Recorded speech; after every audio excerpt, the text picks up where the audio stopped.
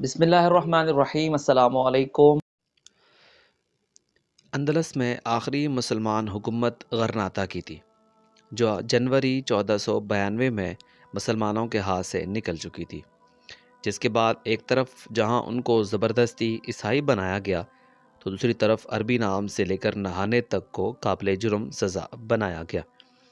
واضح رہے کہ عیسائی مذہب میں نہانے کو اچھا عمل نہیں سمجھا جاتا، اسی لیے مسلمانوں پر کھلے مقامات پر نہانے پر بھی پابندی عائد تھی، لیکن تمام ریاستی جبر کے بعد ان کو زبردستی عیسائی بنانے کے بعد نسلوں کے گزر جانے کے بعد مسلمانوں کی شکست کے 117 سال بعد جب ان مورسکوس کو ملک سے نکالنے کا حکم جاری ہوا تو ایسے بے شمار لوگ تھے جن کے سینوں میں اسلام ابھی زندہ تھا۔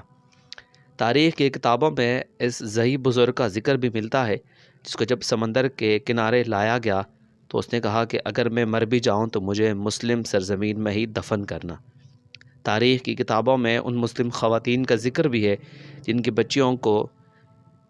بچوں کی پیدائش ان بندرگاہوں پر ہوئی، جہاں عیسائی خواتین ان سے کہتی کہ بچہ ہمارے حوالے کر دو، سفر بہت کٹھن ہے، یہ معصوم سہ نہیں سکے گا۔ تو مسلمان خواتین کہتی کہ اس کا مسلمان مرنا عیسائی بن کر زندہ رہنے سے بہتر ہے۔ اس سفر میں مسلمانوں کا مال لوٹا گیا، ان کی عصمتیں تار کی گئی۔ ایسے لوگ بھی تھے جو بندرگاہوں پر جب پہنچے تو ان کے جسم پر کپڑا بھی نہیں تھا۔ عیسائی سپاہی جن کا کام ان کو حفاظت سے بندرگاہوں تک پہنچانا تھا، انہوں نے 12 سال تک کے بچوں کی بھی عزتیں لوٹی۔ اس سب ظلم و بربریت کے بعد بندرگاہوں پر یہ بھی مناظر دیکھے گئے کہ مردوں نے عمامے باندھے، عورتوں نے اپنے سفید کپڑوں کو نقاب بنایا۔ یہ لال ٹوپیاں اور سفید نقاب ان کی اسلام کی پہچان تھی۔ 117 سال بعد بھی جب یہ لوگ اپنا دین، اپنی ثقافت اور اپنے رب کے احکامات نہیں بھولے تھے۔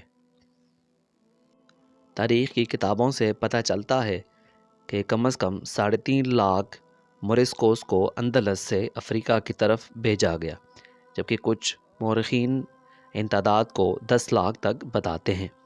ان میں وہ لوگ بھی شامل تھے جو دل سے عیسائیت قبول کر چکے تھے، جو عیسائی رسم و رواج کو اپنا کر اسلام سے مکمل دستبردار ہو چکے تھے، لیکن تاریخ گواہ ہے کہ یورپ نے ان کی تمام تر وفاداری کے باوجود بھی ان کو قبول نہیں کیا اور ان کو دھتکارا۔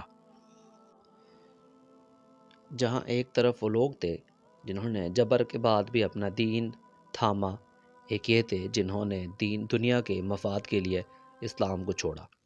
وقتی فوائد ان کو شاید ملے، لیکن مغرب نے ان کو بہرحال اپنے سے کم تر ہی پایا اور ان کے ساتھ بھی وہی سلوک کیا جو مسلمانوں کے ساتھ کیا گیا۔ یہ نسل کشی اگلے 5 سال تک جاری رہی، جب شہر شہر ریاستی اہلکار ان مسلم بیک گراؤنڈ رکھنے والے مورسکوس کو ڈھونڈ کر سزا دیتے، غلام بناتے، قتل کرتے یا ملک بدر کرتے۔